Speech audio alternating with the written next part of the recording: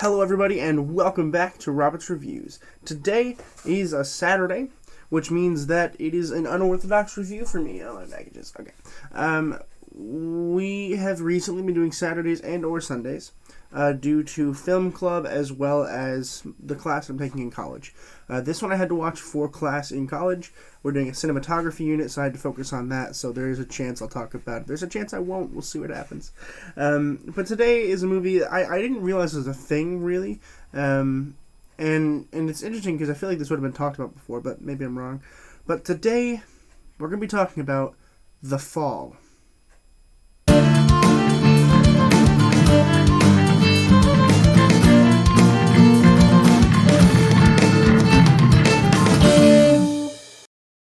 The Fall was released in 2006. It was written by Dan Gilroy, Nico Selatonkis, and Tarsem, and it was directed by Tarsem. So for those of you who don't know what this movie is about, essentially what happens is this is like really old times, like back when motion pictures were just becoming a thing, and there was a stunt person, and he had to jump from a train onto a horse on a bridge, and he does that, but then he lands on the horse and he falls into the water, and he's basically paralyzed, and the horse dies, which is unfortunate. And what happens is he's put into a hospital. And we don't really know a lot about the place that he's in, but we know that it's also kind of an orphanage, we assume. We're led to assume it's an orphanage, where this girl is also taking a fall while she's picking oranges. So it's possible it's just one big hospital, but I kind of think it might be also an orphanage. It's hard to tell. So she picks oranges and she falls and she breaks her arm and her shoulder. So she's in a cast, so she's always walking around like this, which I can imagine must suck. And essentially, what happens is this little girl ends up going into his room on accident, and they become close friends, sort of. He tells her a story, and in order to get more from the story, he has her do things like steal morphine from the place and give it to him so he can fall asleep, which at first she only gives him 3 of them, which is unfortunate for him, so he only takes 3 of them and doesn't fall asleep. Then he gives her the key to the chest thing because he stole it, and gives him a bunch of pills, which he finds out soon are sugar pills. So he's pretty upset. And then in the end, he is so upset because he hurt her, and it's unfortunate. It's a really cool movie, particularly towards the end, where he kills off half the characters in the story, and she's all upset. And then he realizes that maybe there can be a happy ending. It's difficult because this movie is kind of split into 2 different parts, right? We have the in-world part where he's telling the story to the girl, and then we have the story part itself, which are filmed completely differently. This is where I'm going to talk about the cinematography.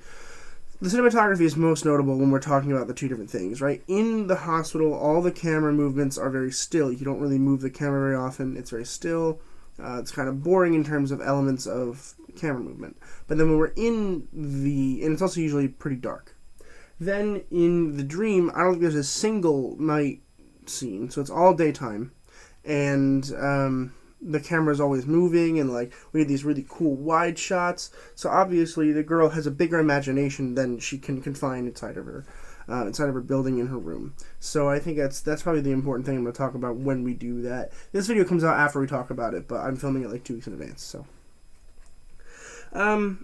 I think that the dream sequences was really cool. It gave me a very big Princess Bride vibe, because it was about bandits, and they're essentially trying to kill the mayor or whatever, because the mayor killed people and they're upset. It was fine. I think the motivation for the movie was kind of a little meh. I wish we had a little bit more to go off of in the beginning of the movie, because in the beginning of the movie, we don't really know anything that's going on, obviously. We're at a point of complete unknowingness, right? That's how movies work. But then we slowly get into it. It's really slow in the beginning. And there's some things that just kind of feel like they're not important. And then at the end, you think they're going to wrap up, and they kind of don't.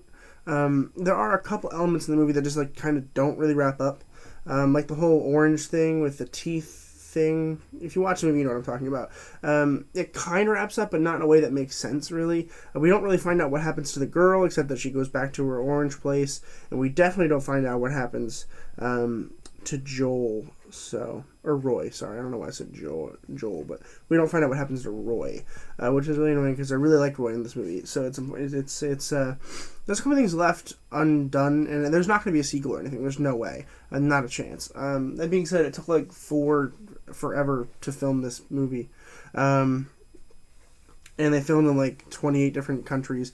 One cool thing that is said about the movie that might not necessarily be true, but it is said by the director himself that there are no special effects. There are special effects people listed in the credits, but there are supposedly no special effects. It's all, there's limited, I should say, because he said there's none, but I'm pretty confident there's some.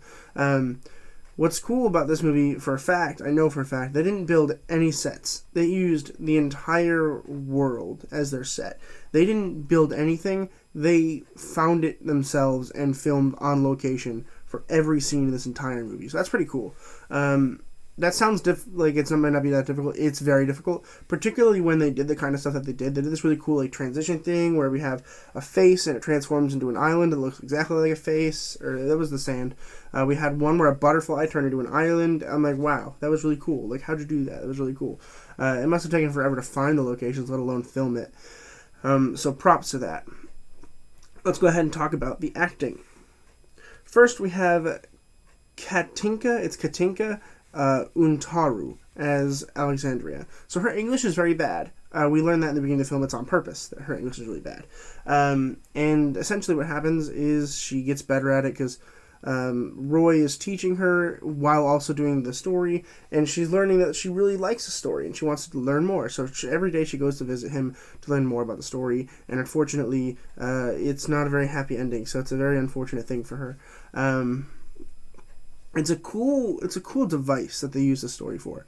And we get to see her at the end of the story. She's actually in the story thing, which is really weird. And I honestly don't really know why we did that then and not towards the beginning. It's something I'll probably ponder for the next couple of days, is thinking about why they did that instead of just having her in the story the whole time or not at all. I am a little confused as to why they did that. I'm not complaining about it, but I am a little apprehensive about it. But overall, I think her acting was really good. I mean, she's a young child. She's scared. She's upset about a lot of things. And she's able to portray that really easily. And, like, the way that she would talk just makes you like her. Like, she's not very good at English, but, like, you know that she's trying. And so it's really sweet to watch that. The second half of the movie, I didn't have subtitles for. Because, alright, so here's the thing. It's not on any streaming services, like, at all. Like, zero.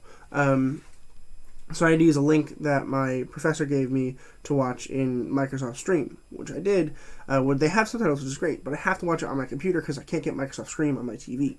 So I'm sitting there on my computer, and I'm like, all right, I'm gonna like lay down and watch it to the side. It's what I usually do when I have my computer on because it's easier, makes it so I don't fall asleep as fast. And so what happened was I turned it over, and then my computer got mad at me because it's also a tablet. My computer is. It's one of those foldable ones that you can like fold and twist and stuff. So I got mad and it took off the subtitles. I was like, all right, fine, whatever. Which is fine because I had my headphones on the whole time anyway, so I was able to hear. But it made it a little difficult to understand Alexandria's character that a little bit. But it did make you like her a lot, the way that she would talk, and she just seemed really cute and sweet. And like she just doesn't seem like she has any bad qualities. You know, she does lie sometimes though, which is interesting, but she lies only to get more of a story, which does show a little bit about her character. I do really like the character. I like the actress, really well done. I don't know if she's in anything else. It wouldn't surprise me if this is her one thing that she did and that was it, but it's possible. Maybe I'll see in the future. Lee Pace as Roy and the Masked Bandit. So Lee Pace, for those of you guys who are Marvel fans, he plays Ronan in Guardians of the Galaxy and in those related movies. He doesn't look anything like that, of course, IRL. But Lee Pace is a really strong actor. He's able to portray, sweetness and happiness, and then also anger really well. And then at the end of the movie, sadness and depression. It really was really fabulous watching him play this. He was easily like my favorite character in this film. I loved watching him. And then in the dream sequences, he was like the Masked Bandit. He was like the main character of that too, which was kind of confusing. I'm not gonna lie to you. I don't really understand why we did that, but whatever. I understand why we did it, but it's also like because at some point she was mentioned that like it was his father in the story, and then we were like, oh, but it's actually Lee Pace's character Roy, and it was like a weird like flip-flop back and forth kind of thing. They did it a few times in the movie. I understand why they did it. I just didn't particularly care for that. It actually was a little confusing. But Lee Pace was phenomenal in this movie. I don't know if he won any awards for it. I'm assuming he didn't, but he should have.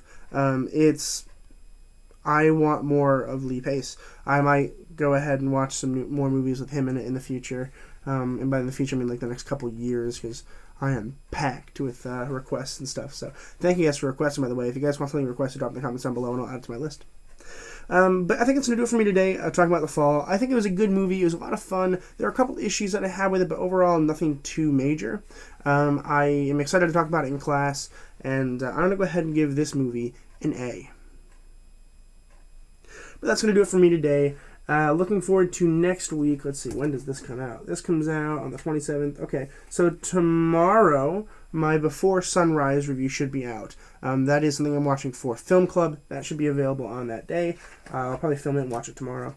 Then next week, we start March, which is my birthday week, which is really cool. I'll be 20 years old.